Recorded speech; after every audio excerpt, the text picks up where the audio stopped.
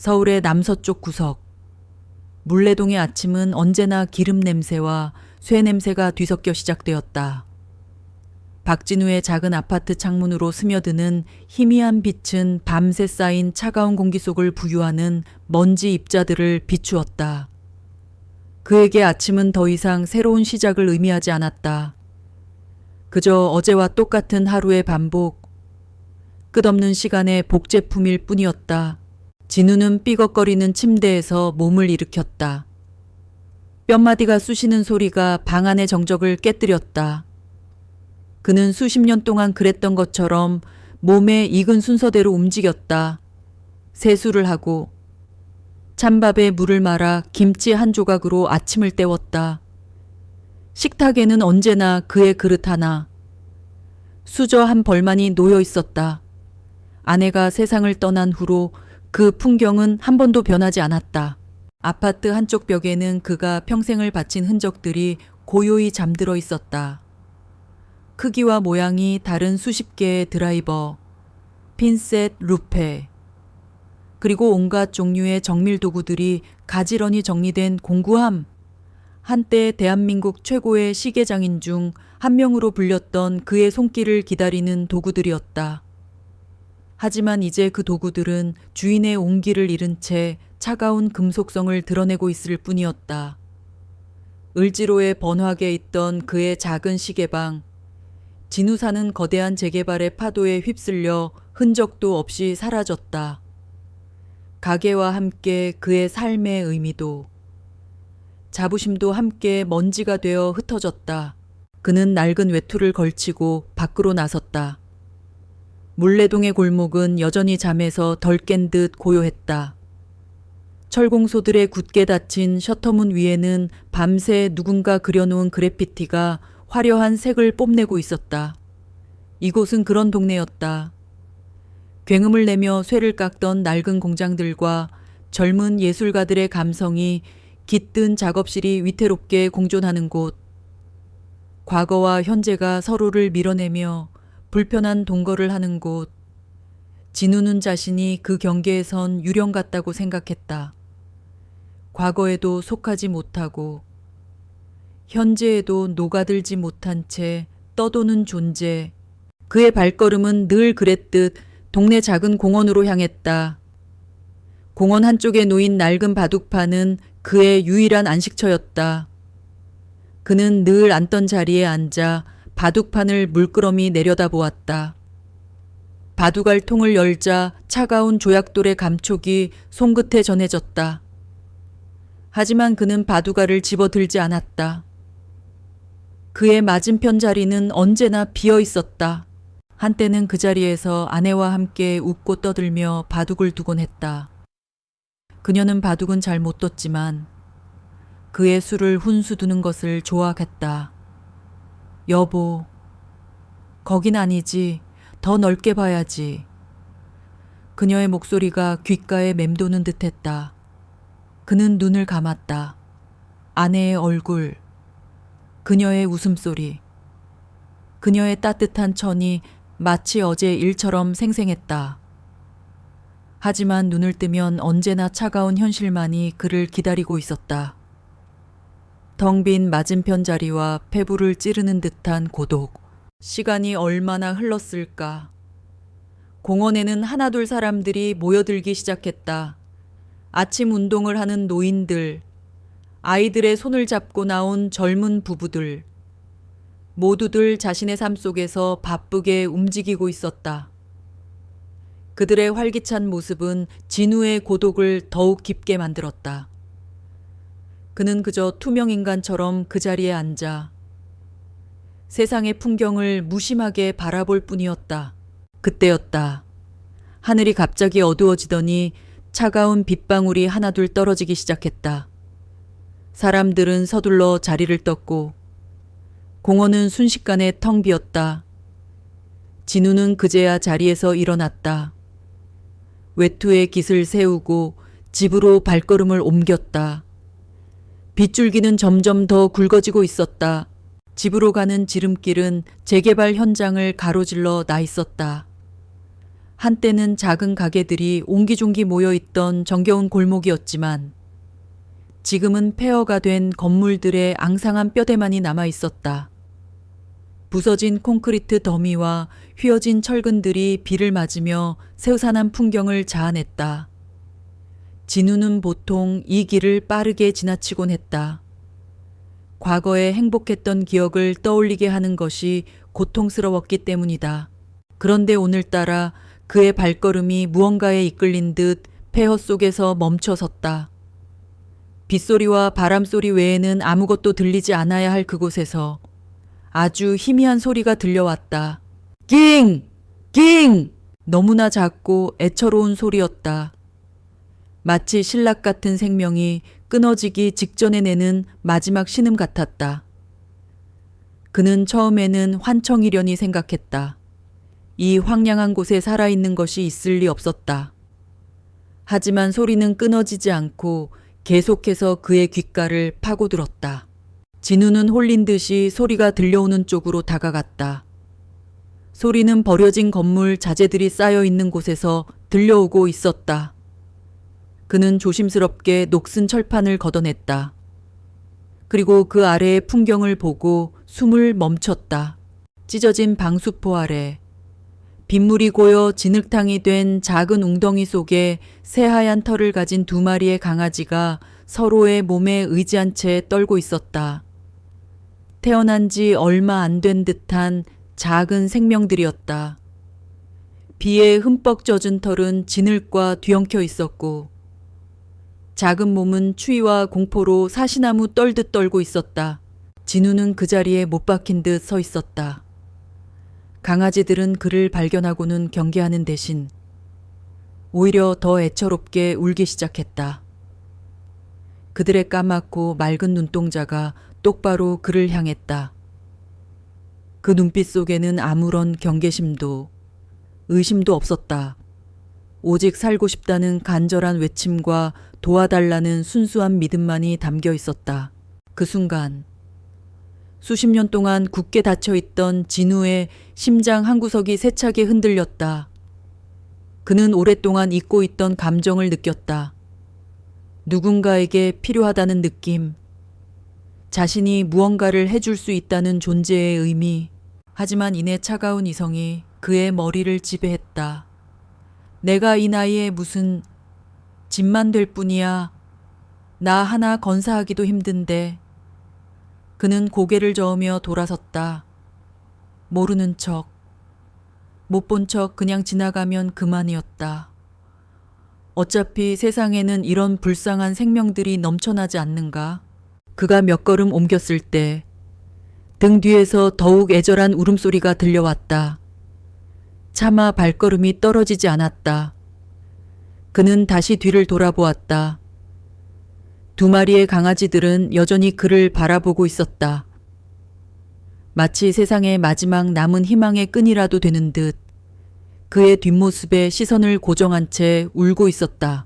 그들의 눈빛 속에서 진우는 자신의 모습을 보았다. 세상으로부터 버려지고 시간의 흐름 속에서 잊혀가는 자신의 모습. 아무도 찾아주지 않는 텅 빈 집에서 홀로 죽음을 기다리는 자신의 모습. 젠장! 그의 입에서 거친 욕설이 터져 나왔다. 그는 더 이상 망설이지 않았다. 그는 질척거리는 진흙탕 속으로 성큼성큼 걸어 들어갔다. 값비싼 구두와 바지가 더러워지는 것은 아랑곳하지 않았다. 그가 손을 내밀자 강아지들은 잠시 움찔했지만 이내 그의 손길을 피하지 않았다. 그는 조심스럽게 두 마리의 작은 생명을 품에 안았다. 작고 차가운 몸이 가늘게 떨리고 있었다.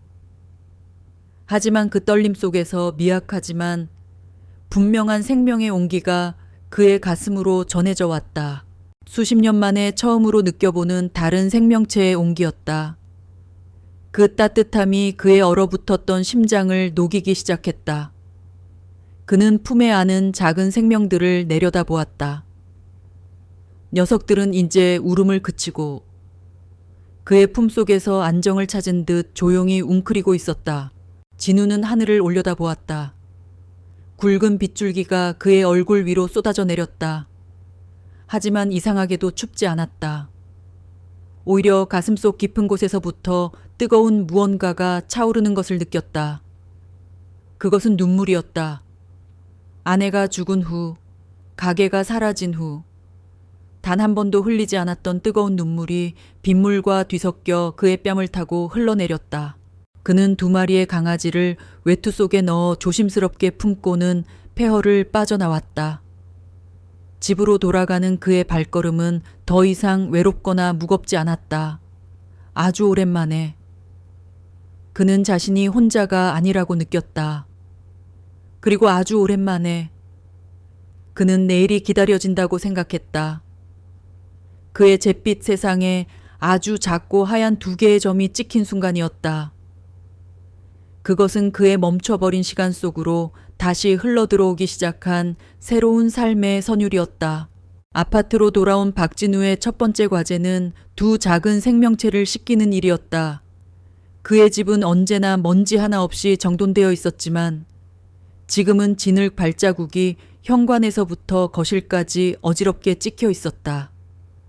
마치 멈춰있던 그의 세계에 예고 없이 난입한 이방인의 흔적 같았다.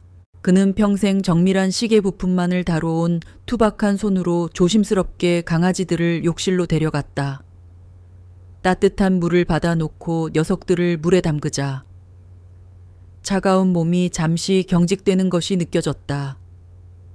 괜찮다. 괜찮아. 그는 나직하게 속삭였다. 수십 년 만에 처음으로 누군가를 향해 말을 건네는 것이 어색했지만 그 말은 자연스럽게 흘러나왔다.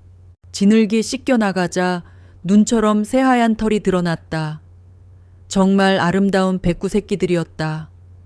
그는 낡은 수건으로 녀석들의 몸을 꼼꼼히 닦아주었다. 물기를 닦아내자 두 녀석의 특징이 눈에 들어왔다.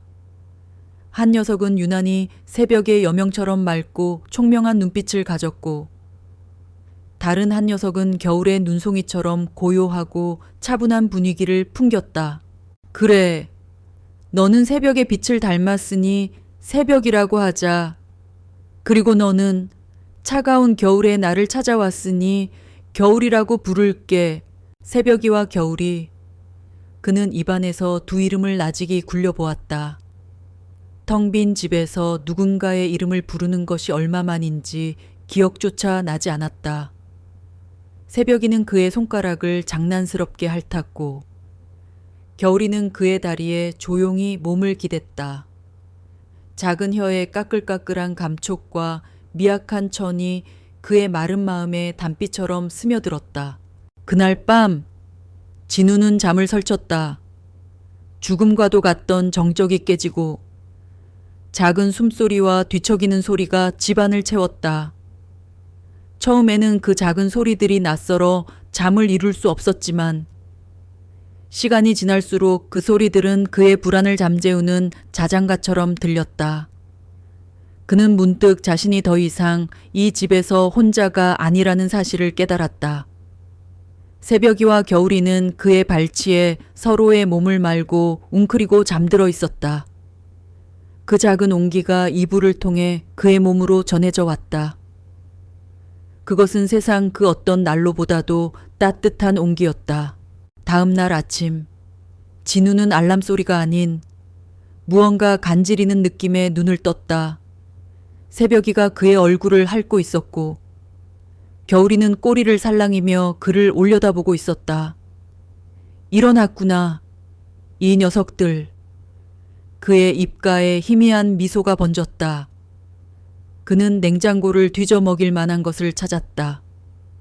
우유를 따뜻하게 데워 밥알을 조금 불려주자. 녀석들은 허겁지겁 그릇에 코를 박고 먹기 시작했다. 그 모습을 지켜보는 것만으로도 그의 가슴 한구석이 채워지는 듯한 충만감이 밀려왔다. 누군가를 돌본다는 것, 누군가가 자신을 기다린다는 것이 이토록 소중한 일인 줄 그는 까맣게 잊고 살았다. 오후가 되자 그는 목줄도 없이 두 녀석을 품에 안고 공원으로 향했다. 어제와 같은 길이었지만 풍경은 전혀 다르게 느껴졌다. 철공소의 소음은 활기찬 삶의 외침처럼 들렸고 벽의 그래피티는 잿빛 도시의 생기를 불어넣는 예술 작품처럼 보였다. 그의 세상이 변한 것이 아니라 세상을 보는 그의 눈이 달라져 있었다. 공원 바둑판 앞에는 그의 오랜 친구 김민준이 먼저 와서 그를 기다리고 있었다. 민준은 진우의 품에 안겨 있는 하얀 뭉치들을 보고는 눈을 동그랗게 떴다. 아니, 박 형님, 이게 다 무슨 일이요? 그 품에 있는 건 강아지 아니요. 민준은 평생을 시장에서 장사하며 산 현실적인 사람이었다. 그의 얼굴에는 놀라움과 함께 걱정이 가득했다. 진우는 멋쩍게 웃으며 새벽이와 겨울이를 땅에 내려놓았다. 어쩌다 보니 그렇게 됐네. 어제 비 오는 길에 버려져 있는 녀석들을 데려왔어. 새벽이는 호기심 가득한 눈으로 민준의 주위를 맴돌았고 겨울이는 진우의 다리 뒤에 숨어 빼꼼히 고개만 내밀었다. 민준은 혀를 차며 고개를 저었다. 형님, 제정신이시오 형님. 연세의 강아지가 웬 말이오. 애들 키우는 게 얼마나 손이 많이 가고 돈이 많이 드는 일인데 병원비는 어쩔 것이며 사료값은 또 어떻소. 형님 몸 하나 건사하기도 힘든 판에. 그의 말은 틀린 것이 하나도 없었다. 모두 현실적인 문제들이었다. 진우 역시 밤새 고민했던 부분이었다. 하지만 그는 민준의 말을 가만히 듣고만 있었다. 게다가 만약에 형님이 갑자기 쓰러지기라도 하면 어쩔 거요. 저 어린 것들은 어떡하고. 자식들한테 짐만 되는 거요. 어서 좋은 데 알아봐서 보내시오. 그게 형님한테도 좋고 저 녀석들한테도 좋은 일이야. 민준의 목소리에는 진심 어린 걱정이 담겨 있었다. 그는 친구가 지난 몇 년간 어떻게 무너져 내렸는지 바로 곁에서 지켜봐 왔다. 아내가 떠나고 평생의 자부심이었던 가게가 사라진 후 진우는 살아도 사는 게 아니었다. 그런 친구가 이제는 강아지까지 떠안겠다니. 그의 눈에는 무모한 객기로밖에 보이지 않았다. 진우는 말없이 바둑판을 내려다보았다. 한참의 침묵이 흘렀다. 그는 천천히 입을 열었다. 민준아! 그는 친구를 이름으로 불렀다. 아주 진지한 이야기를 할 때만 나오는 그의 버릇이었다. 자네 말이 다 맞아. 돈도 들고 힘도 들겠지. 내가 아프기라도 하면 저 녀석들은 정말 곤란해질 거야. 나도 다 알아. 그는 잠시 말을 끊고 발치에서 장난을 치고 있는 새벽이와 겨울이를 내려다보았다. 녀석들은 그의 낡은 구두끈을 가지고 서로 옥신각신하고 있었다. 그 작은 생명력 넘치는 몸짓에 진우의 눈빛이 부드럽게 흔들렸다. 그런데 말이야, 민준아. 어제 이 녀석들을 데리고 집에 들어갔을 때 수십 년 만에 처음으로 내 집에 온기가 도는 걸 느꼈네. 밥을 먹는데 맞은편에 누가 있는 것 같았고 잠을 자는데 옆에 누가 숨 쉬고 있는 것 같았어. 그의 목소리는 담담했지만 깊은 울림이 있었다. 나는 내 인생이 여기서 끝이라고 생각했네. 을지로 가게 문을 닫는 날, 내 시간도 멈춰버렸다고 생각했어. 아침에 눈을 뜨는 이유도, 저녁에 잠을 청하는 이유도 없이 그저 하루하루를 버텨왔지. 자식들은 다 자기 살기 바쁘고 명절에나 겨우 얼굴 한번 보는 게 전부야. 그 애들에게 나는 이제 그저 가끔 용돈이나 챙겨드려야 하는 늙은 아버지일 뿐이지. 그는 씁쓸하게 웃었다. 민주는 아무 말도 할 수 없었다. 친구의 고통을 누구보다 잘 알고 있었기 때문이다. 그런데 어제 저 작은 것들이 나를 보고 울더군. 살려달라고, 도와달라고. 마치 나라는 사람이 아직 이 세상에 필요하다고 말하는 것 같았어. 나 같은 늙은이도 아직 누군가에게 무언가를 해줄 수 있는 존재라고 말이야. 진우는 민준을 똑바로 바라보았다. 그의 눈은 더 이상 과거의 공허함에 젖어 있지 않았다. 희미하지만 분명한 빛이 감돌고 있었다. 민준아, 이 녀석들은 나에게 짐이 아니야. 어쩌면 나에게 남은 마지막 이유 같은 건지도 모르지. 내가 아침에 눈을 떠야 할 이유. 그리고 어떻게든 오늘 하루를 더 살아내야 할 이유. 민주는 더 이상 아무 말도 하지 못했다. 그는 친구의 얼굴에서 오랫동안 보지 못했던 생기를 보았다. 그것은 논리나 이성으로 설득할 수 있는 종류의 것이 아니었다. 한 인간이 절망의 끄트머리에서 붙잡은 마지막 희망의 동아줄이었다. 그는 그저 깊은 한숨을 내쉬며 고개를 끄덕였다. 알겠소. 형님이 정 그렇다면 나도 더는 말리지 않겠소. 대신 힘들면 언제든 나한테 말하시오. 사료 한 포대라도 내가 거들어 줄 테니.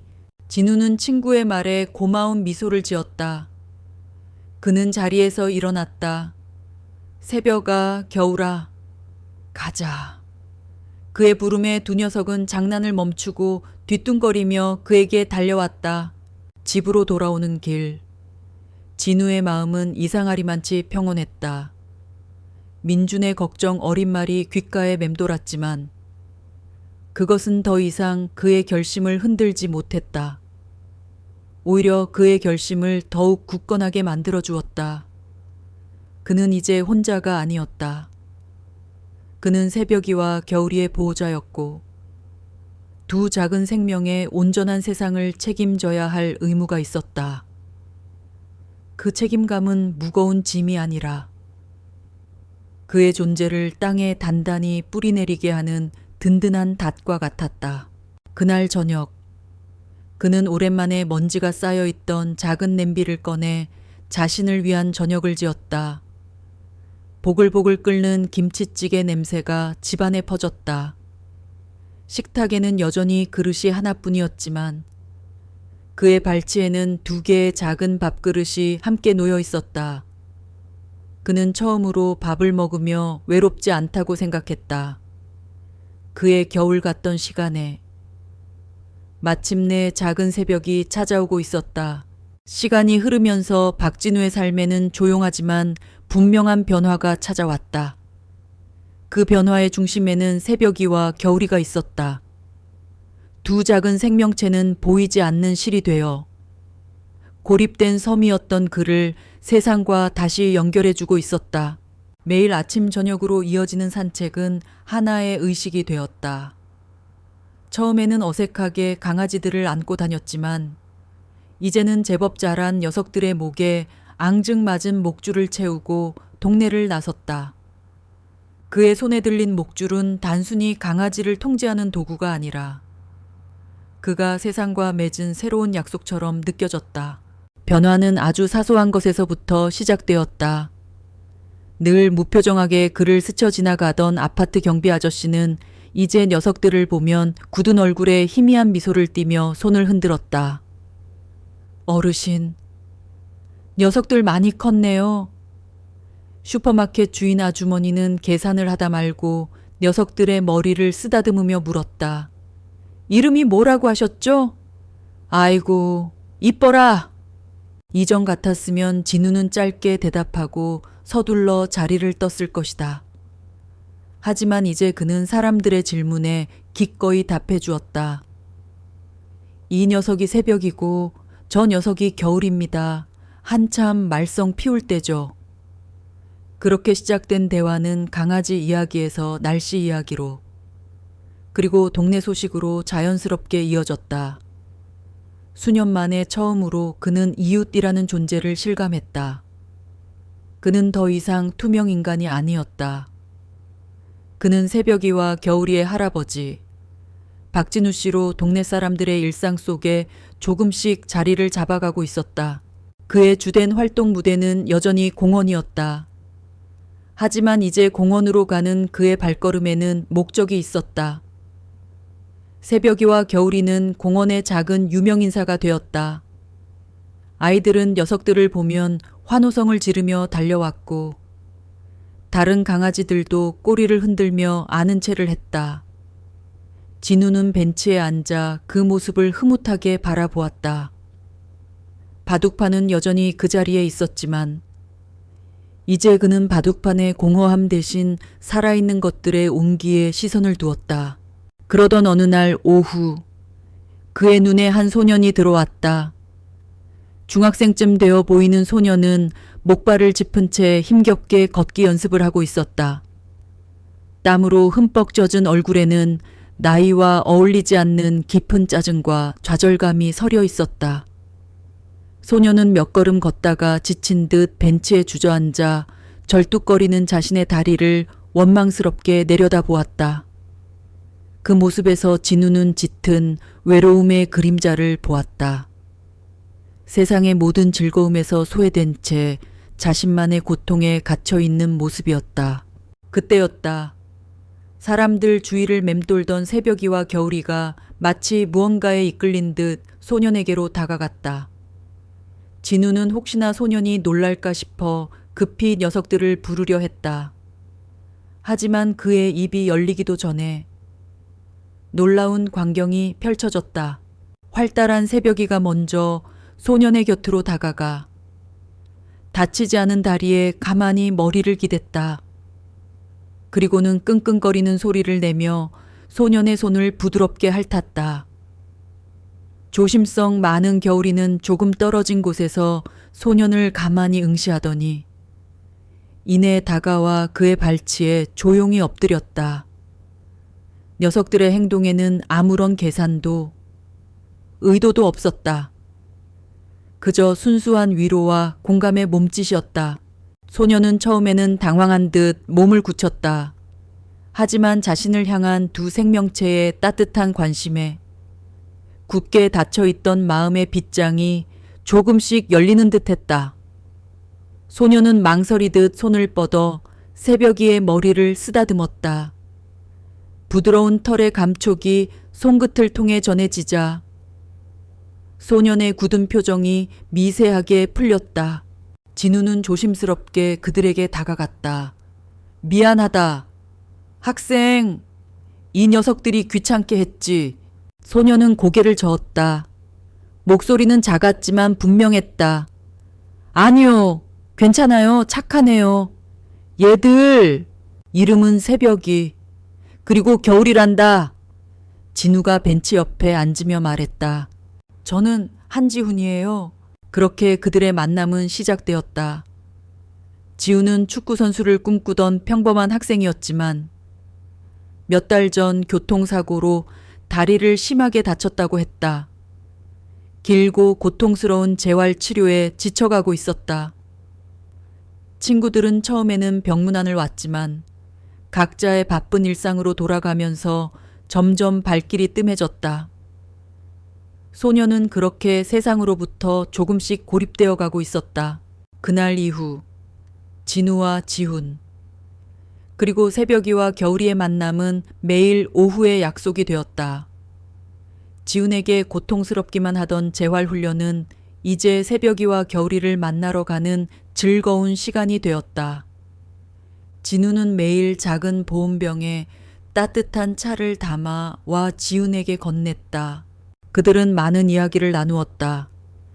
지훈은 자신이 얼마나 축구를 사랑했는지, 다시 경기장을 달릴 수 있을지에 대한 불안감을 털어놓았다.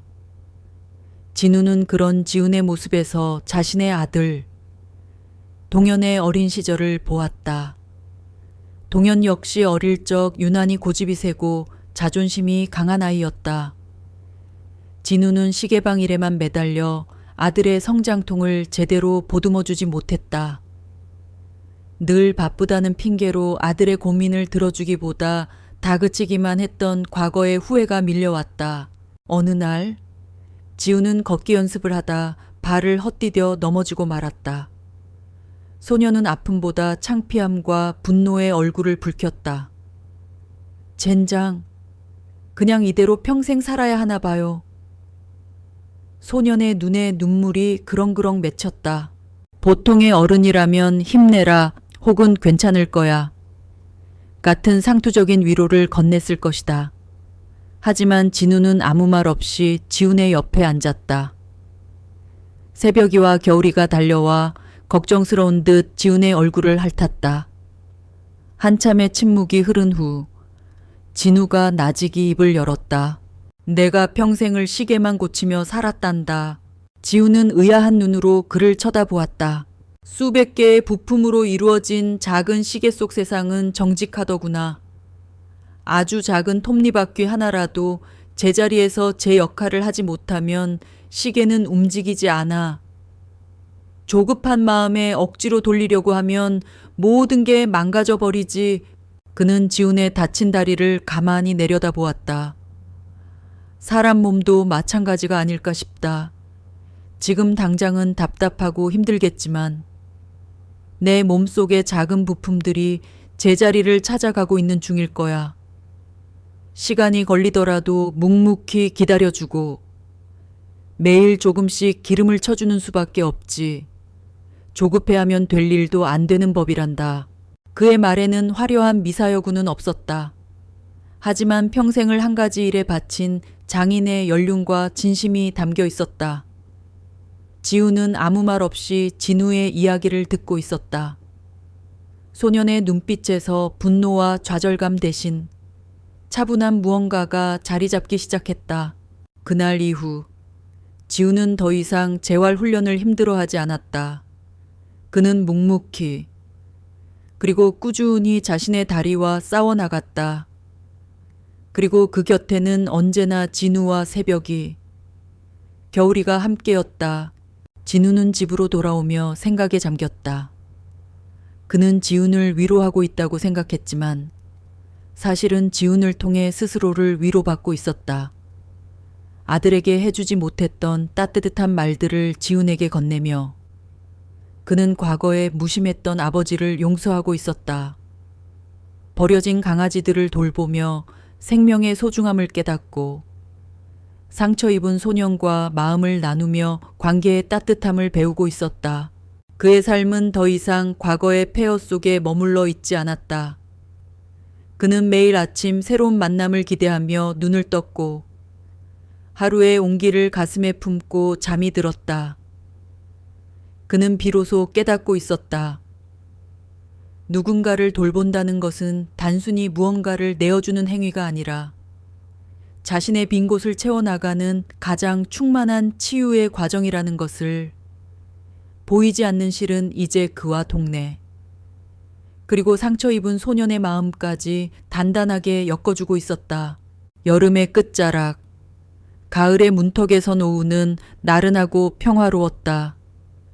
창문을 통해 들어오는 햇살은 더 이상 따갑지 않았고 기분 좋은 온기로 거실 바닥을 트고 있었다. 박진우는 막 공원 산책을 마치고 돌아온 참이었다. 새벽이와 겨울이는 신나게 뛰어논 탓에 지쳤는지 그의 낡은 소파 아래 카펫 위에서 서로의 몸을 베고 깊은 잠에 빠져 있었다. 새근거리는 작은 숨소리가 집안의 고요함을 기분 좋게 채웠다. 진우는 소파에 깊숙이 몸을 묻고 잠든 녀석들을 내려다보았다. 불과 몇 달 전만 해도 이 집은 죽음의 그림자가 드리운 차가운 동굴 같았다. 하지만 이제는 아니었다. 두 작은 생명체가 뿜어내는 온기는 집안 구석구석을 채우고도 남아 그의 얼어붙었던 심장까지 녹이고 있었다. 그는 이 평화가 영원할 것만 같다고 생각했다. 수십 년 만에 처음으로 느껴보는 충만감에 그의 눈꺼풀이 스르르 감겼다.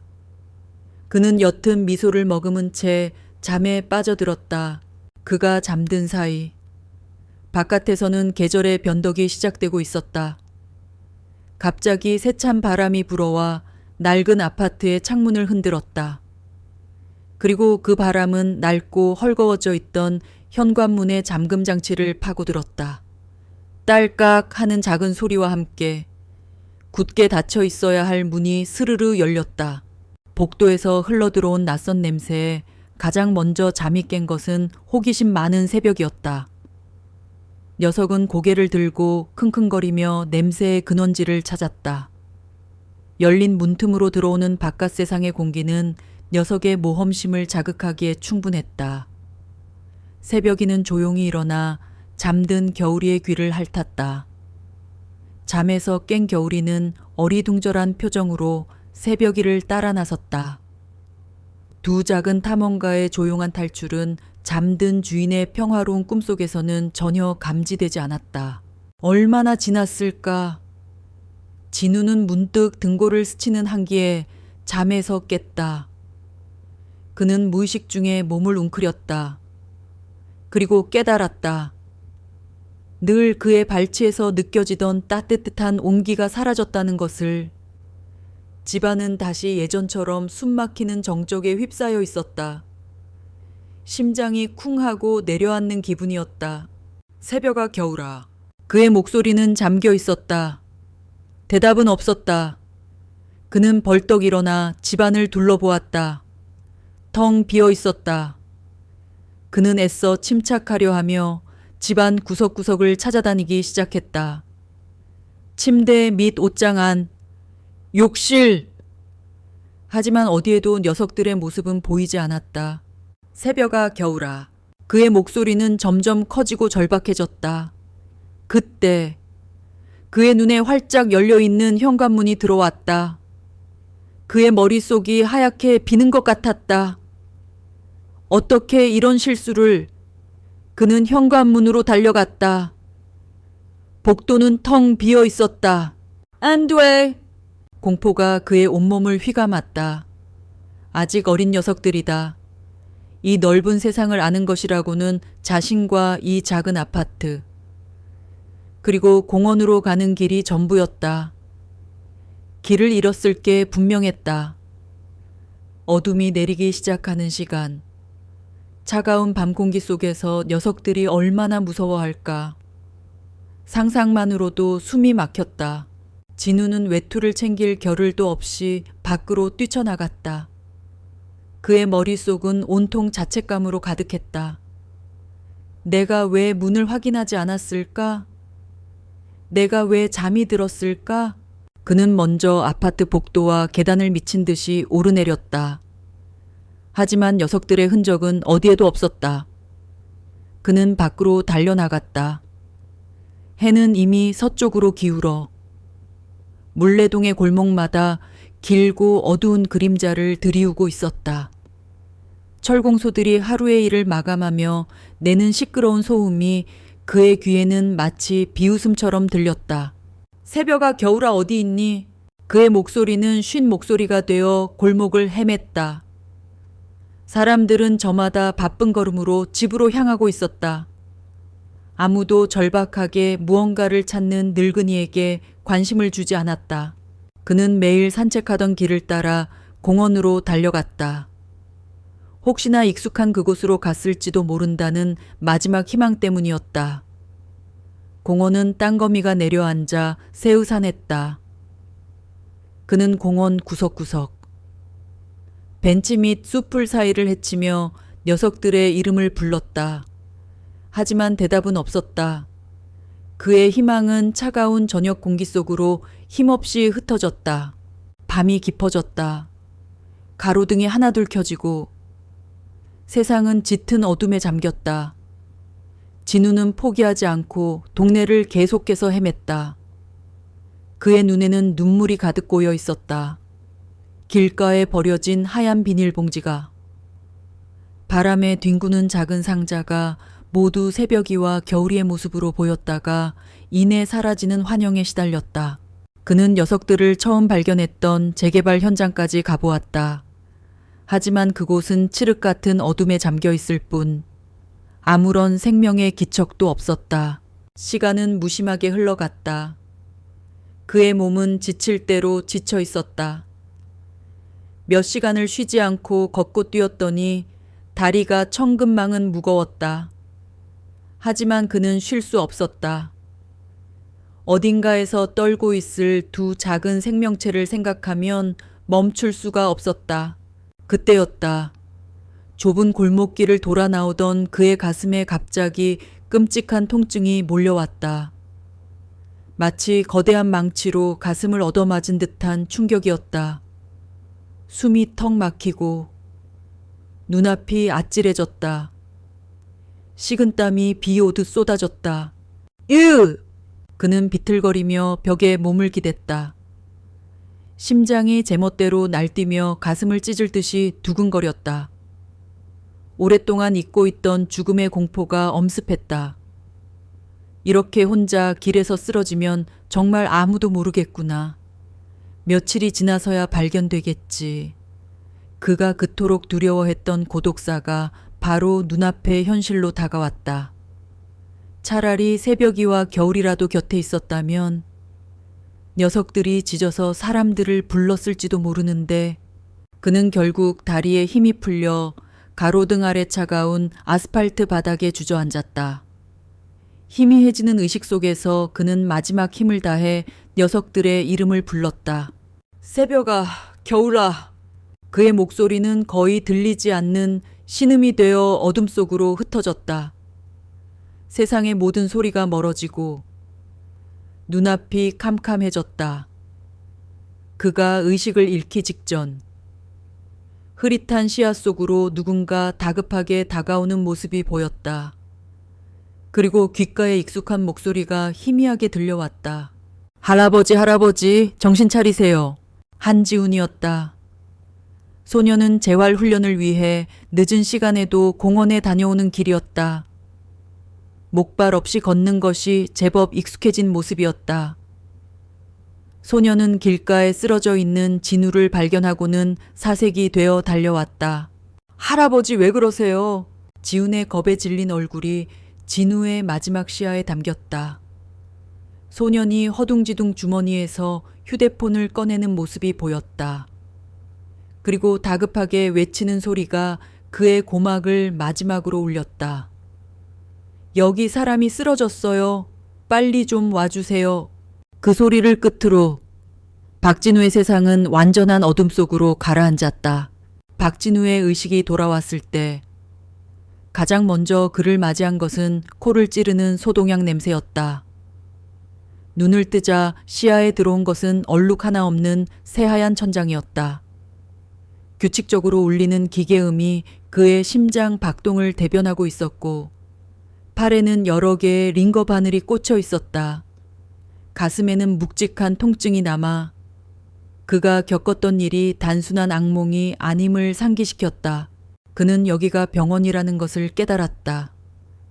잠시 혼란스러웠던 기억의 파편들이 제자리를 찾기 시작했다.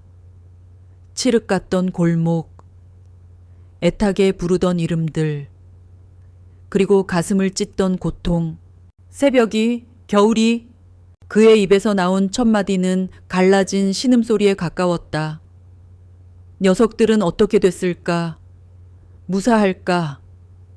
불안감이 심장의 통증보다 더 아프게 그를 짓눌렀다. 그가 몸을 일으키려 하자 문이 거칠게 열리며 두 사람이 뛰어들어왔다. 그의 아들 박동현과 딸 박서연이었다. 아버지 괜찮으세요? 서연이 울먹이며 그의 손을 잡았다. 대기업 과장인 아들 동현은 늘 그렇듯 딱딱한 표정이었지만 그의 눈에는 깊은 시름이 서려 있었다. 어떻게 된 거예요, 의사 선생님이? 심근경색이래요. 조금만 늦었으면 큰일 날 뻔했다고요. 동현의 목소리에는 안도감과 함께 날카로운 책망의 기운이 섞여 있었다.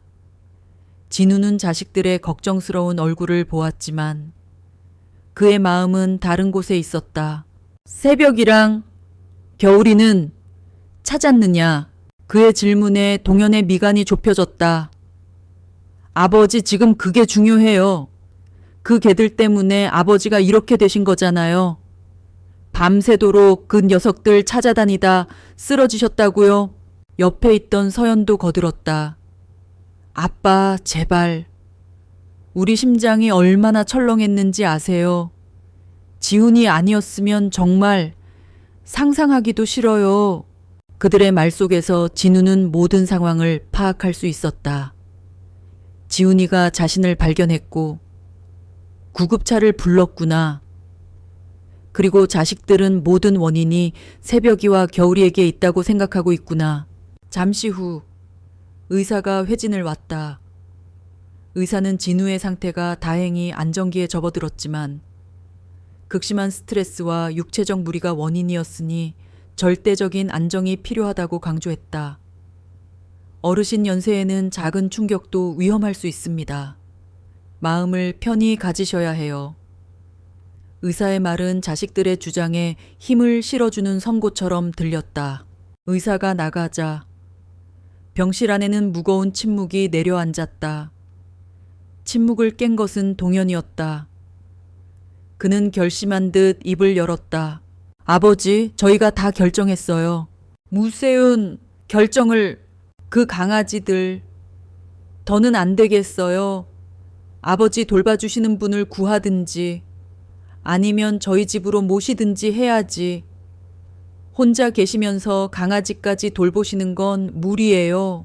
서연이 눈물을 글썽이며 말을 이었다. 아빠, 우리 걱정돼서 그래요. 아빠한테 좋은 친구가 되어준 건 고맙지만 아빠 목숨보다 중요하진 않잖아요. 혹시 또 이런 일이 생기면 어떡해요? 진우는 말문이 막혔다. 자식들의 말이 틀린 것은 아니었다. 그들은 자신을 걱정하고 있었다. 하지만 그들의 걱정은 날카로운 비수가 되어 그의 가슴에 박혔다. 녀석들이 자신에게 어떤 의미인지.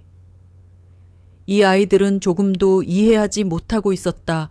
그 녀석들은 그냥 개가 아니야. 내 가족이다.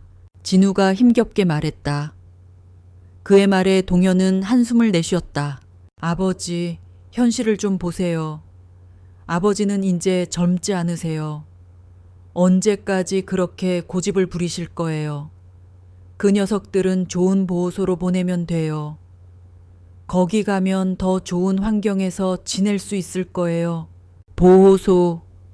그 단어가 진우의 귀에 대모처럼 박혔다. 세상에 버려져 죽어가던 녀석들이었다. 자신에게 의지해 겨우 살아난 생명들이었다.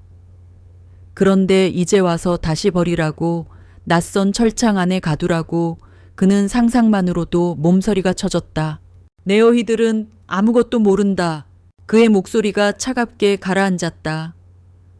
너희들이 명절 때나 겨우 얼굴 한번 비추고 돌아간 뒤 이 텅 빈 집에서 내가 어떻게 밤을 보내는지 알아 시계가 멈춘 것처럼 멈춰버린 내 시간을 저 녀석들이 다시 움직여 주었단 말이다.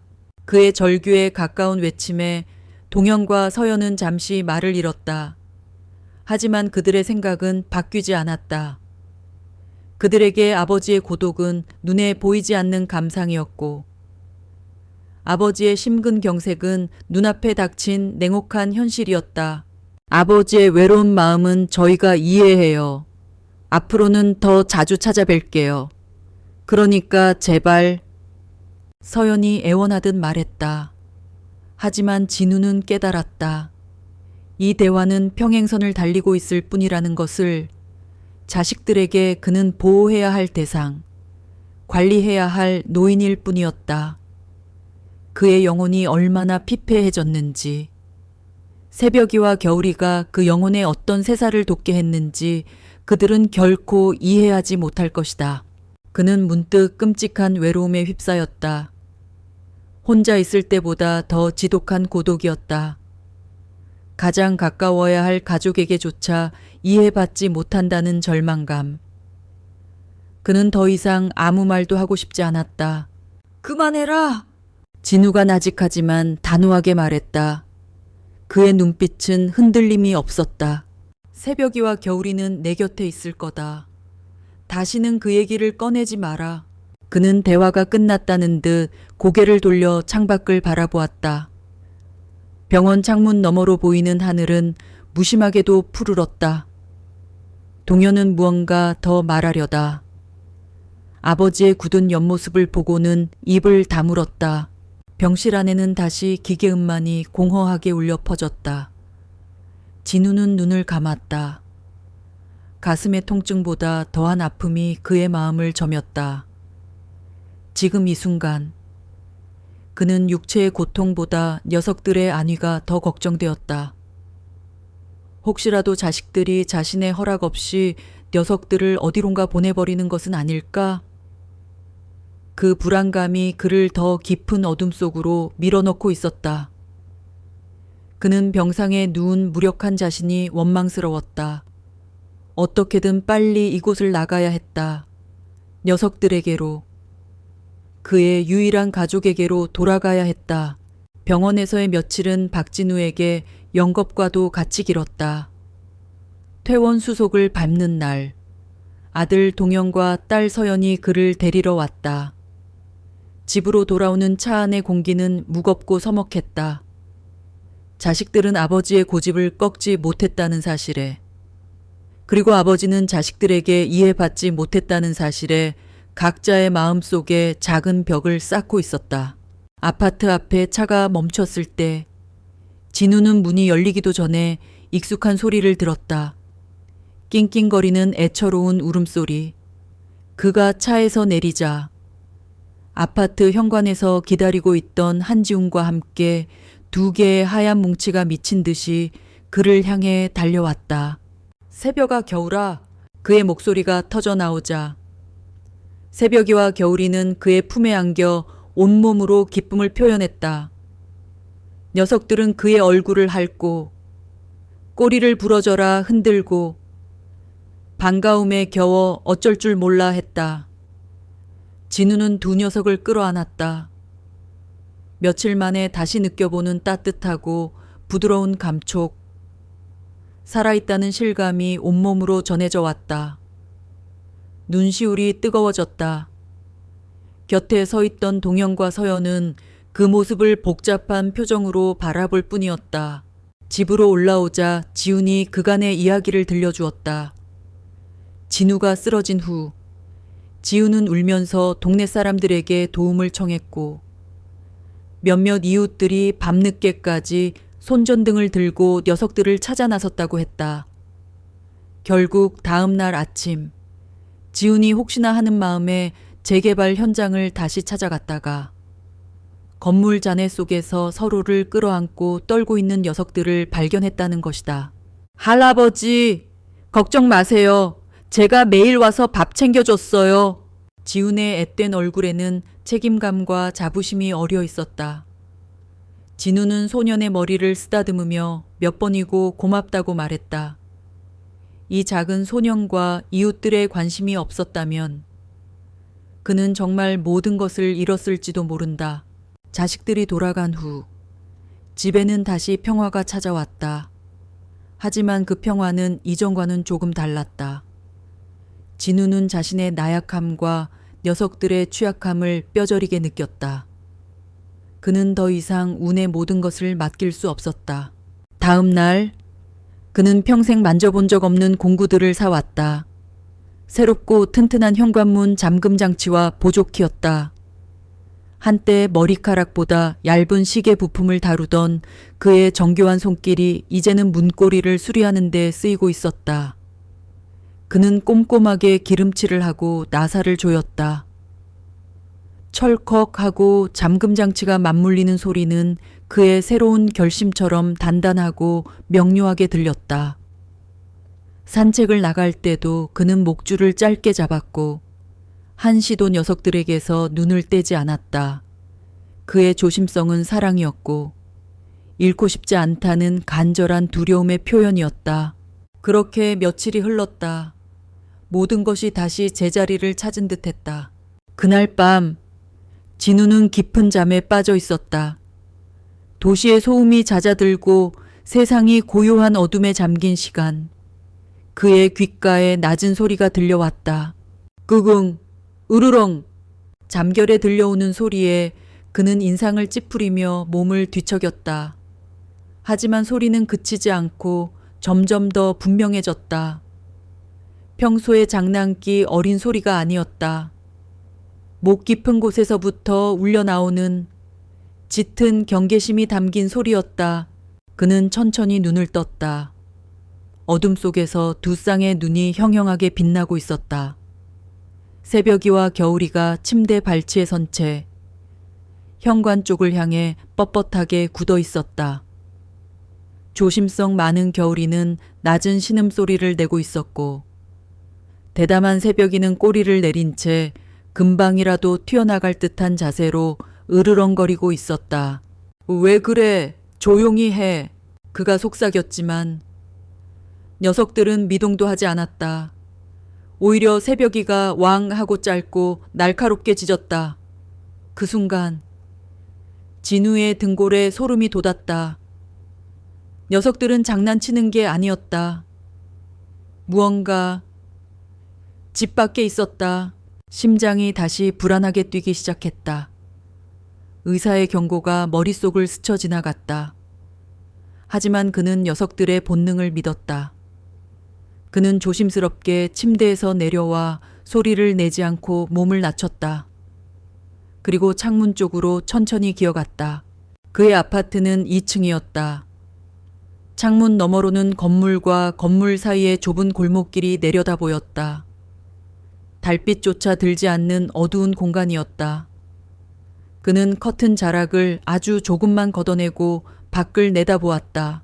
처음에는 아무것도 보이지 않았다. 하지만 눈이 어둠에 익숙해지자 희미한 형체가 눈에 들어왔다. 검은 옷에 검은 모자를 눌러쓴 남자가 맞은편 빌라의 창문에 바싹 붙어 있었다. 맞은편 집은 늦은 시간까지 맞벌이를 하는 젊은 부부가 사는 집이었다. 갓난아기도 있었다. 남자는 손에 든 얇고 긴 도구로 창틀을 쑤시고 있었다. 서걱 서걱.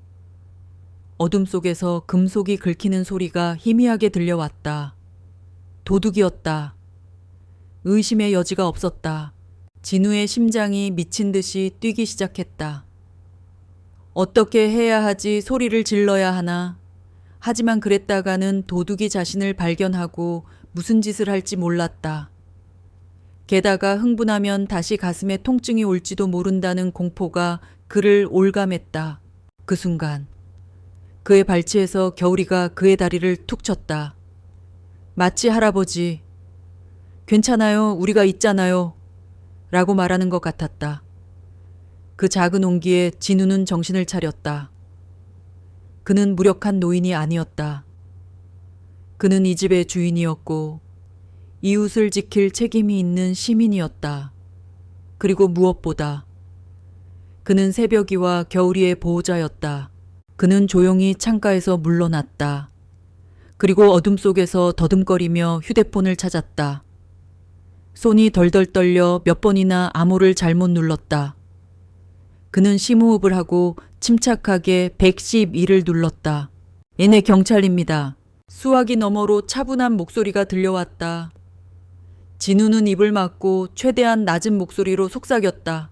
저 도둑이 든 것 같습니다. 위치가 어디십니까?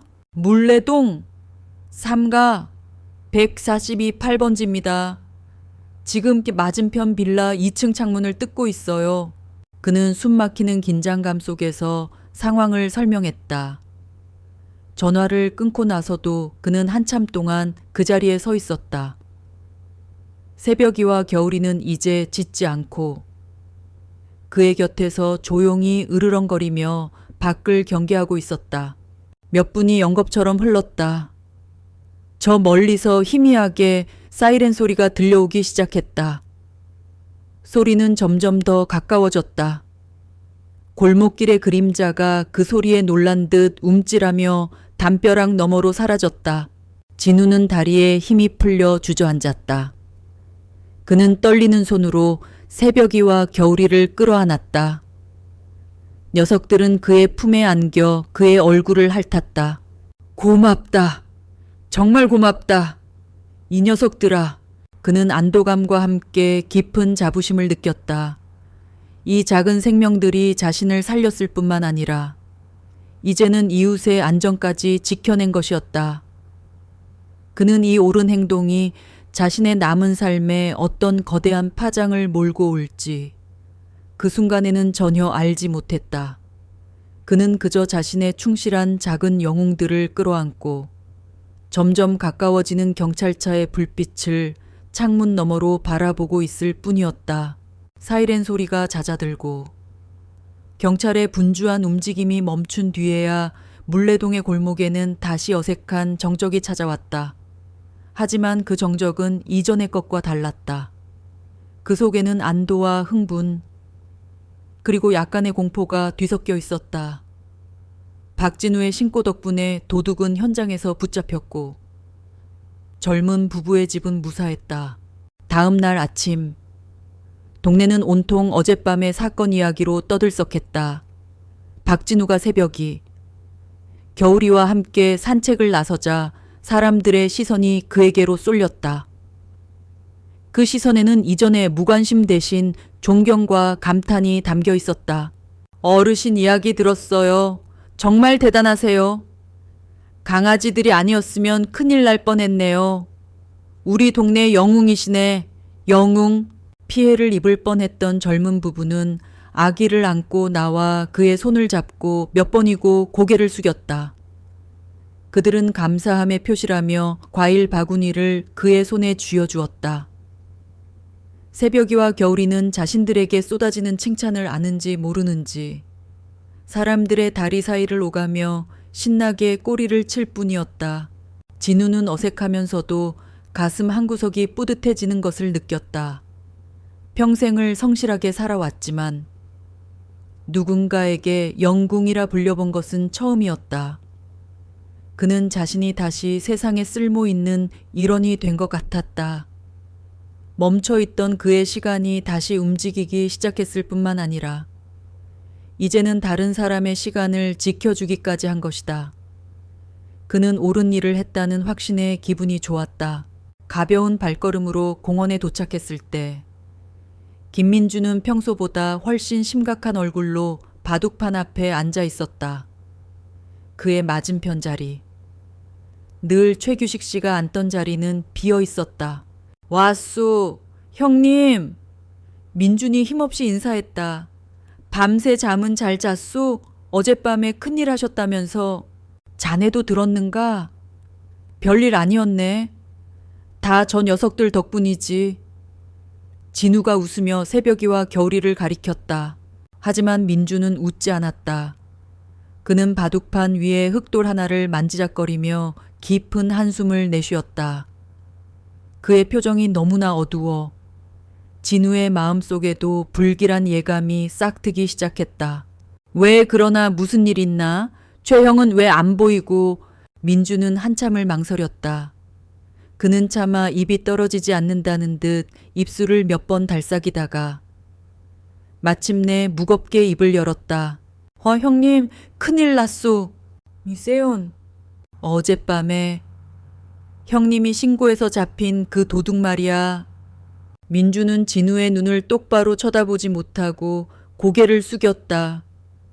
그의 목소리는 땅으로 꺼져 들어갈 듯 낮았다. 최규식 형님 아들 현석이랍니다. 순간 진우의 세상이 무너져 내렸다.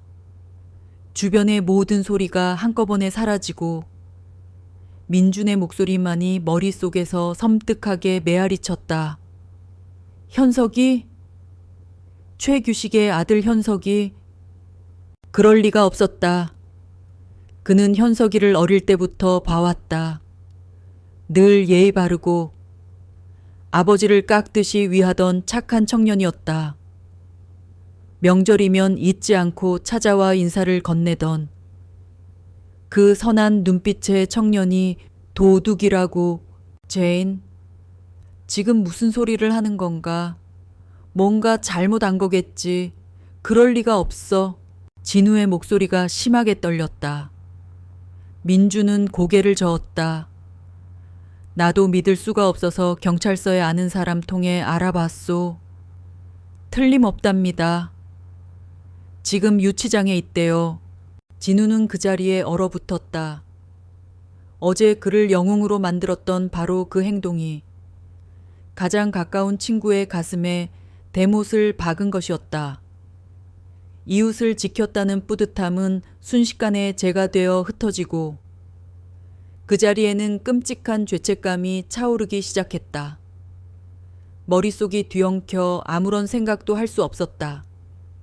그는 민준에게 아무런 인사도 없이 홀린 사람처럼 공원을 빠져나왔다. 그의 발걸음은 무의식적으로 최규식의 집으로 향하고 있었다.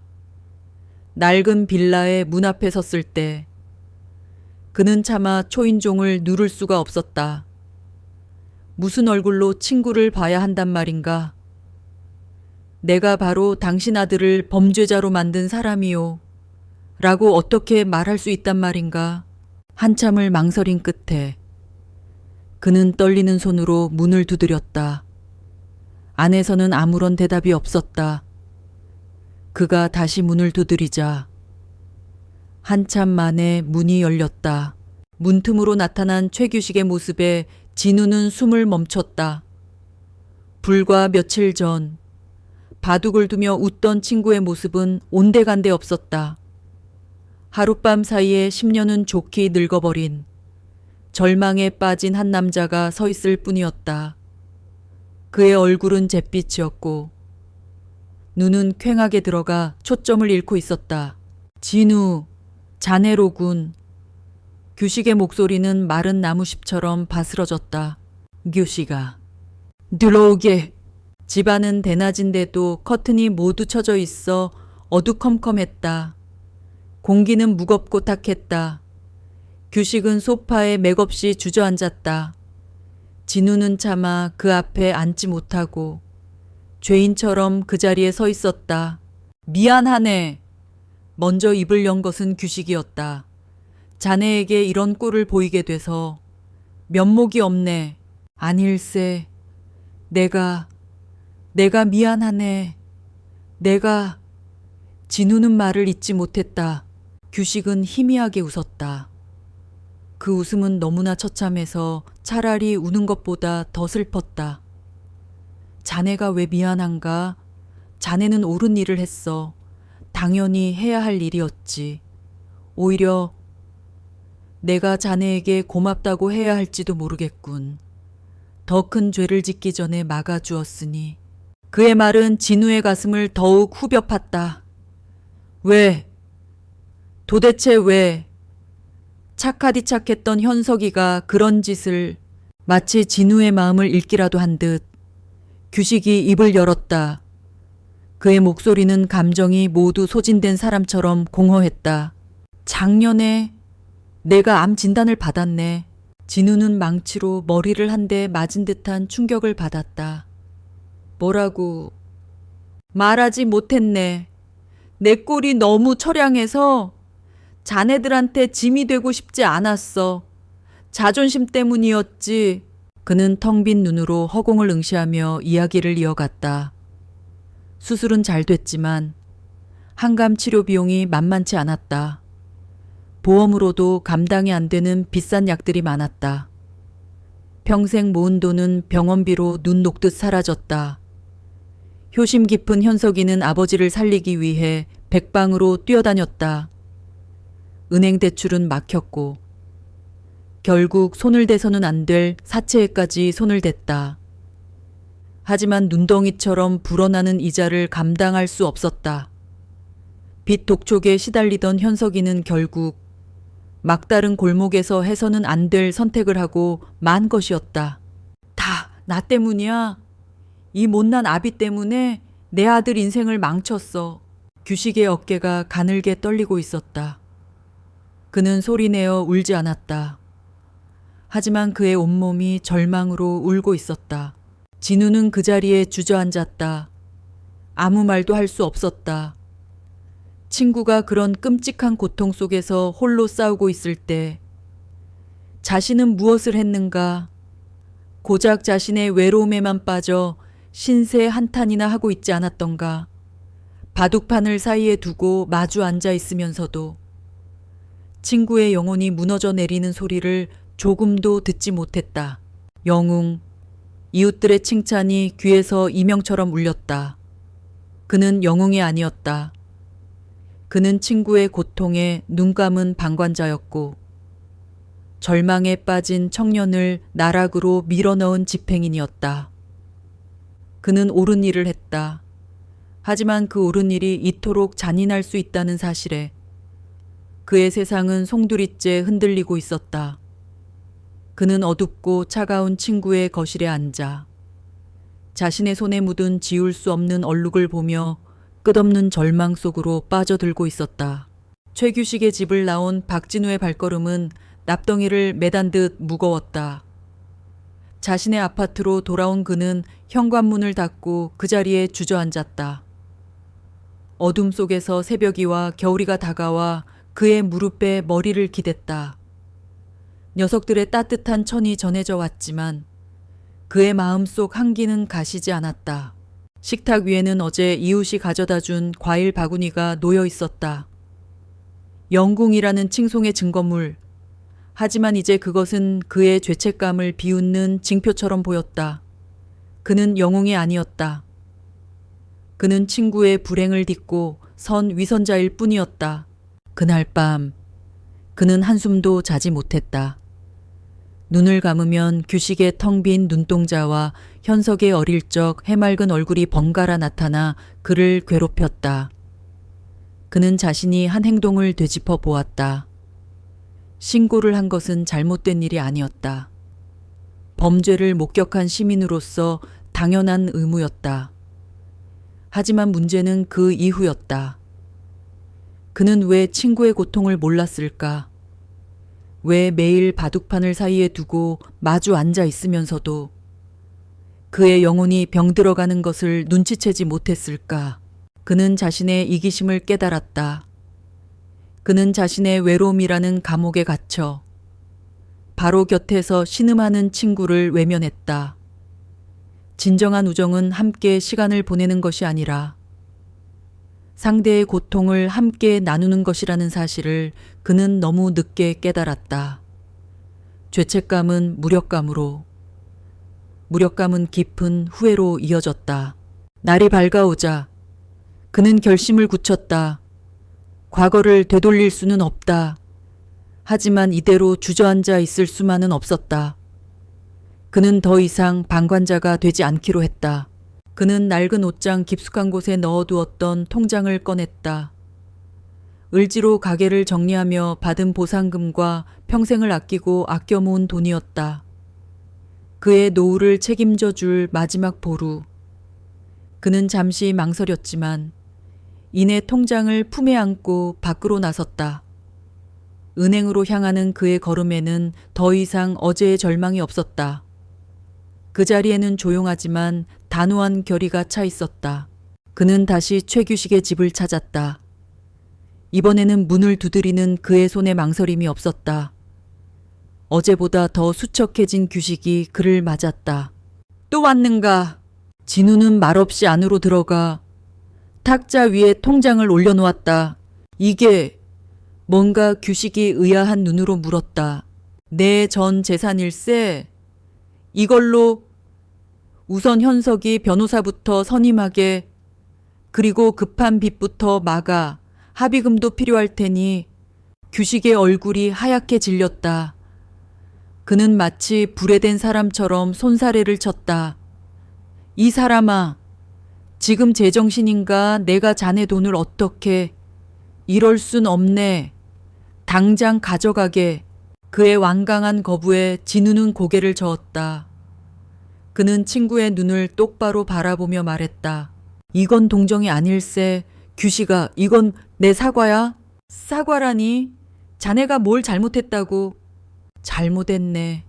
나는 친구로서 실격이었어. 진우의 목소리가 낮게 잠겨 있었다. 자네가 그렇게 힘든 시간을 보내고 있을 때 나는 내 외로움 타령이나 하고 있었네. 바로 옆에서 자네가 무너지고 있었는데 나는 아무것도 보지 못했어. 듣지도 못했고. 그러니 제발 내가 이제라도 친구 노릇을 할 수 있게 해주게. 이건 자네를 위한 것이 아니라 내 이기적인 속죄를 위한 것일세. 그의 진심 어린 고백에 규식의 눈시울이 붉어졌다. 그는 더 이상 거절하지 못하고 소파에 주저앉아 얼굴을 감쌌다. 두 늙은 친구 사이에는 무거운 침묵이 흘렀다. 한참 후 규식이 떨리는 목소리로 말했다. 자네는 옳은 일을 했어. 진우, 그걸로 자책하지 말게. 나는 현석이가 거기서 멈춘 게 차라리 다행이라고 생각하네. 자네가 아니었다면 내 아들은 더 끔찍한 괴물이 되었을지도 몰라. 서로의 진심이 오간 후에야. 두 사람의 관계를 짓누르던 무거운 죄책감과 원망의 그림자가 조금씩 걷히기 시작했다. 그들은 잃어버린 신뢰를, 그리고 우정을 다시 확인하고 있었다. 며칠 후 현석이가 보석으로 풀려났다는 소식이 들려왔다. 그날 오후 규식은 현석이를 데리고 진우의 아파트를 찾아왔다. 며칠 사이에 현석이는 완전히 다른 사람이 되어 있었다.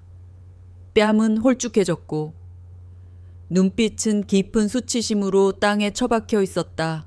진우가 문을 열자 현석이는 아무 말 없이 그의 앞에 무릎을 꿇고 깊이 머리를 조아렸다. 어깨가 가늘게 떨리고 있었다. 아저씨, 정말 죄송합니다. 진우는 말없이 청년의 어깨를 내려다보았다. 그의 마음속에는 분노도 원망도 없었다. 그저 아들을 잘못 키운 친구의 고통과 한순간의 잘못된 선택으로 나락에 떨어진 젊음에 대한 안타까움만이 가득했다. 일어나 줘라! 그가 나직이 말했다. 현석이가 고개를 들지 못하고 머뭇거리자 진우는 몸을 숙여 그의 팔을 잡아 일으켰다. 그때였다. 현관 앞에서 낯선 사람의 등장에 경계하던 새벽이와 겨울이가 조용히 그들에게 다가왔다. 어둠 속에서 그토록 맹렬하게 지저대던 그 녀석들이었다. 현석이는 움찔하며 몸을 굳혔다. 하지만 녀석들은 짖지 않았다. 새벽이가 먼저 다가와 현석이의 손등 냄새를 맡더니 이내 부드럽게 핥기 시작했다. 겨울이도 그 옆에 다가와 조용히 꼬리를 흔들었다. 위협적인 침입자가 아닌 상처 있고 반성하는 인간을 알아본 것이다.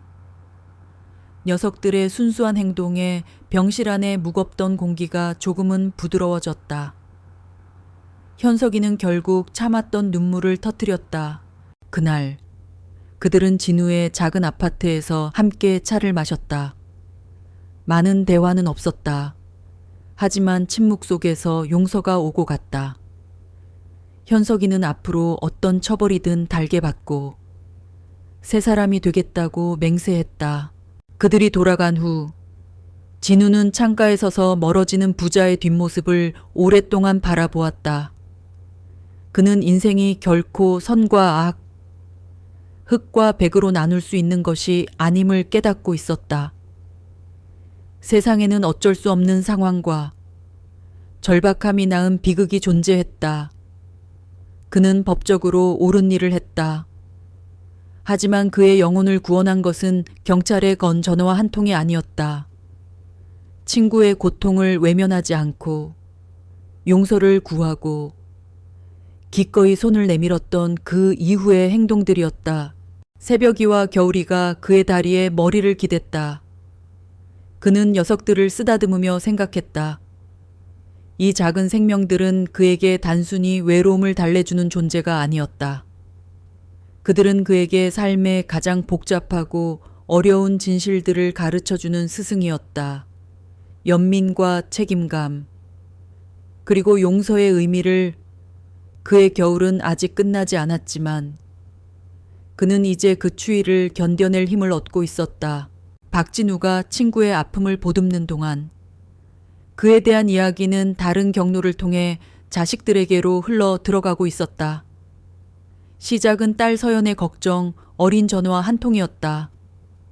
아버지가 퇴원 후 어떻게 지내시는지 궁금했던 그녀는 김민준의 아내에게 안부를 물었다.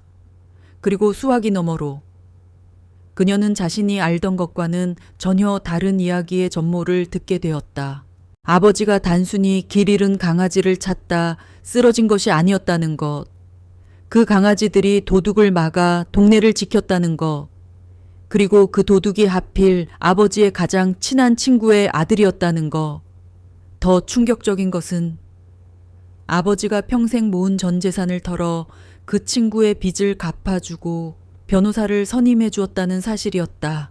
서연은 망치로 머리를 한 대 맞은 듯 멍해졌다. 그녀는 떨리는 손으로 오빠 동현에게 전화를 걸었다.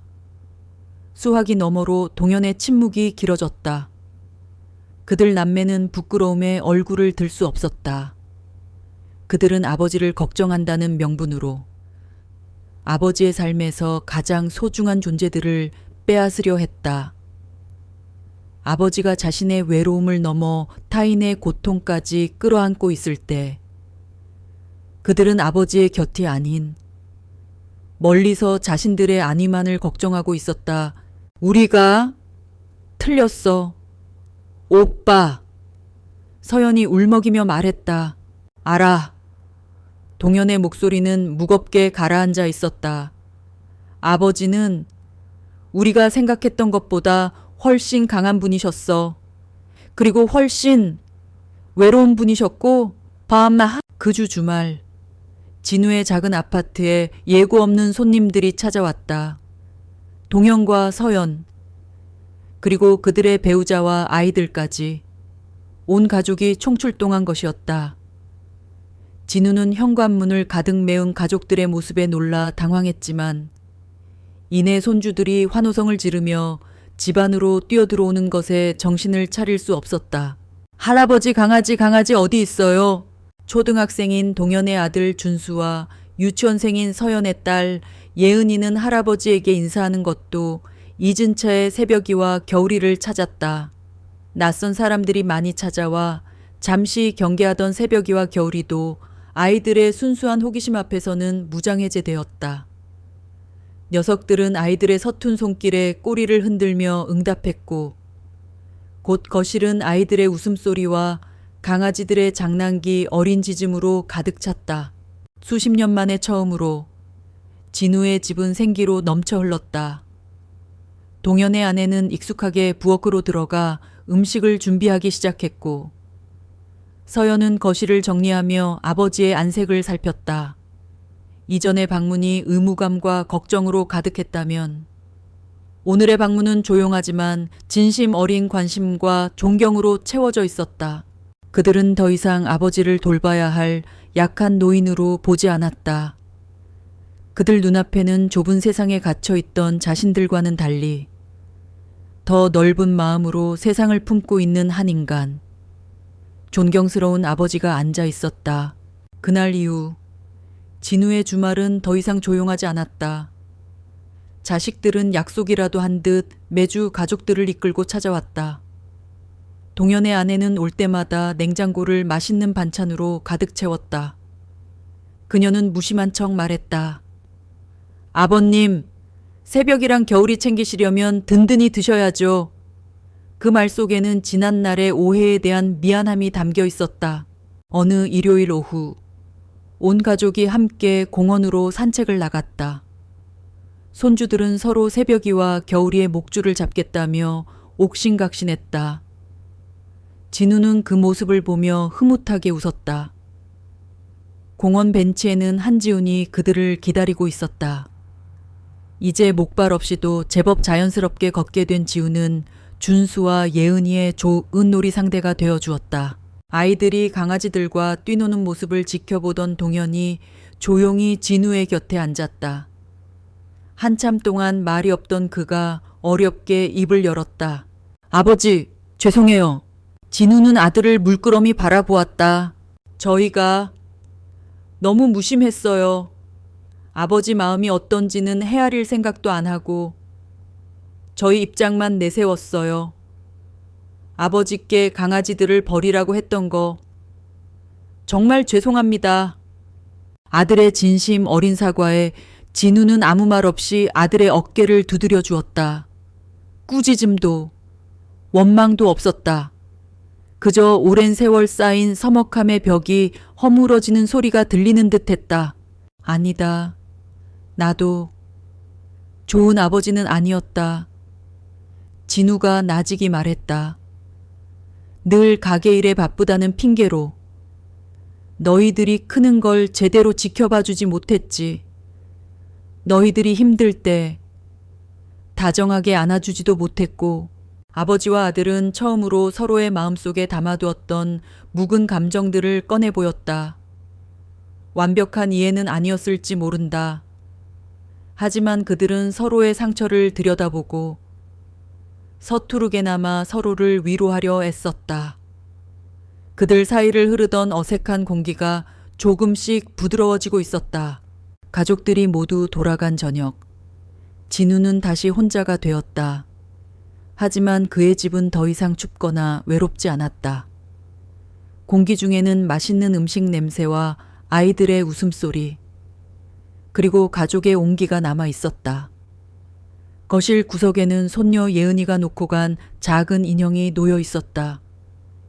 피곤에 지친 새벽이와 겨울이는 그의 발치에서 세상 모르고 잠들어 있었다. 그는 조용히 소파에 앉아 눈을 감았다. 모든 것이 기적 같았다. 진흙탕 속에서 건져 올린 두 작은 생명체. 그 녀석들이 그의 멈춰버린 시간을 움직여 주었을 뿐만 아니라 뿔뿔이 흩어져 있던 그의 가족이라는 퍼즐 조각들을 하나씩 제자리로 돌려놓고 있었다. 새벽이와 겨울이는 단순히 그의 외로움을 달래주는 반려동물이 아니었다. 그들은 깨어진 관계를 이어주는 교량이었고, 차가운 마음을 녹이는 난로였으며, 흩어진 가족을 다시 하나로 묶어주는 구심점이었다. 녀석들은 텅 비어있던 그의 낡은 아파트를 다시금 가정이라는 이름의 따뜻한 보금자리로 만들어주고 있었다. 그는 이 모든 것에 그저 감사할 따름이었다. 몇 번의 계절이 흐르고 물레동의 잿빛 골목에도 어김없이 봄이 찾아왔다. 겨우내 앙상했던 공원의 나뭇가지마다 연분홍 벚꽃이 솜사탕처럼 피어났고, 따스한 햇살이 겨우내 얼어붙었던 모든 것들을 부드럽게 녹이고 있었다. 박진우에게 그 봄은 유난히 따뜻하게 느껴졌다. 그는 이제 혼자가 아니었다. 그의 곁에는 늠름한 성견으로 자란 새벽이와 겨울이가 함께였다. 진흙탕 속에서 떨던 작고 연약한 생명들은 이제 어엿한 풍채를 자랑하는 백구가 되어 그의 가장 든든한 동반자가 되어주고 있었다. 그날은 유난히 날씨가 좋은 일요일이었다. 진우는 평소보다 조금 이른 시간에 공원으로 나섰다. 공원은 봄을 즐기러 나온 사람들로 활기가 넘쳤다. 그는 늘 앉던 벤치로 향했다. 바둑판 앞에는 이미 김민중과 최규식이 와서 그를 기다리고 있었다. 왔소, 박형님, 진우, 어서 오게. 그를 맞는 두 친구의 얼굴에는 더 이상 어두운 그늘이 없었다. 민주는 여전히 짓궂은 농담을 던졌고, 큰 병을 이겨낸 규식은 예전의 온화한 미소를 되찾았다. 그의 얼굴에는 건강한 혈색이 돌고 있었다. 그들은 이제 바둑판 앞에서 인생의 쓴맛 대신 살아있음의 단맛을 이야기했다. 그들이 한창 바둑에 몰두하고 있을 때 잔디밭 저편에서 힘찬 목소리가 들려왔다. 새벽아, 겨울아 이리 와. 한지훈이었다. 목발의 흔적은 어디에도 찾아볼 수 없었다. 소녀는 건강한 다리로 잔디밭을 힘껏 달리며 원반을 던지고 있었다. 새벽이와 겨울이는 쏜살같이 달려가 공중으로 뛰어올라 원반을 낚아채는 묘기를 선보였다. 그 모습을 지켜보던 사람들의 입에서 탄성이 터져 나왔다. 지훈의 얼굴에는 재활의 고통 대신 꿈을 향해 다시 달리는 소년의 희망이 가득했다. 잠시 후 익숙한 차림의 한 청년이 공원 입구에 나타났다. 작업복 차림의 최현석이었다. 그는 근처 물류센터에서 성실하게 일하며 빚을 갚아나가고 있었다. 그는 멀리서 아버지와 진우를 발견하고는 잠시 망설이다가 이내 다가와 깊이 고개를 숙였다. 아저씨, 아버님, 잠시 쉬러 나왔습니다. 그의 얼굴에는 더 이상 과거의 부끄러움이나 절망이 없었다. 정직한 땀으로 자신의 과오를 씻어내고 있는 청년의 떳떳함이 엿보였다. 진우는 그의 어깨를 두드리며 고생이 많다. 밥은 챙겨 먹고 다니고 라며 따뜻한 인사를 건넸다.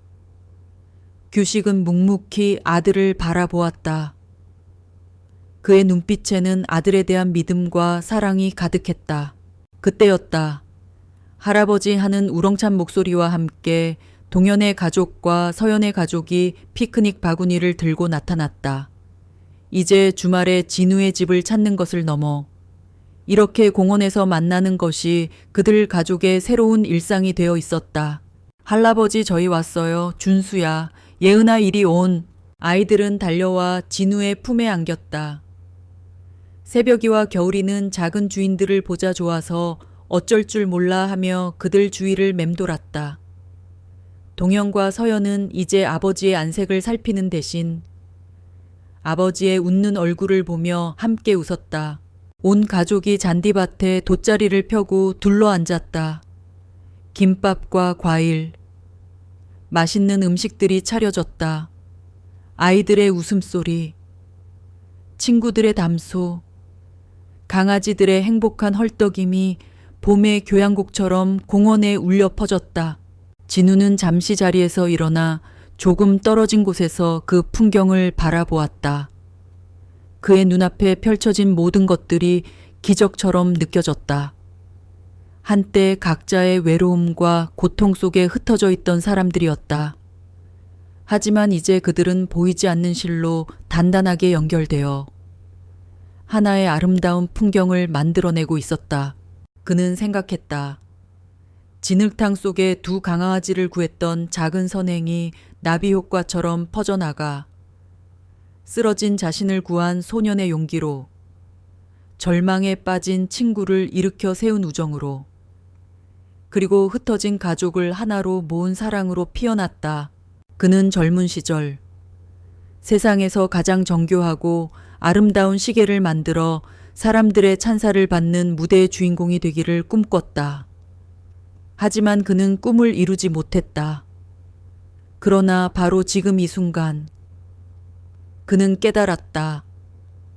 인생의 진정한 무대는 화려한 조명이 비추는 곳이 아니라 사랑하는 사람들과 함께하는 바로 이 평범한 일상이라는 것을, 수백 개의 부품이 맞물려 돌아가는 기계식 시계의 정교함도 각자의 사연을 가진 사람들이 서로 부대끼고 위로하며 만들어가는 이 삶의 조화로움에 비할 수는 없었다. 할아버지, 노래 불러주세요. 손자 준수가 그에게 달려와 외쳤다.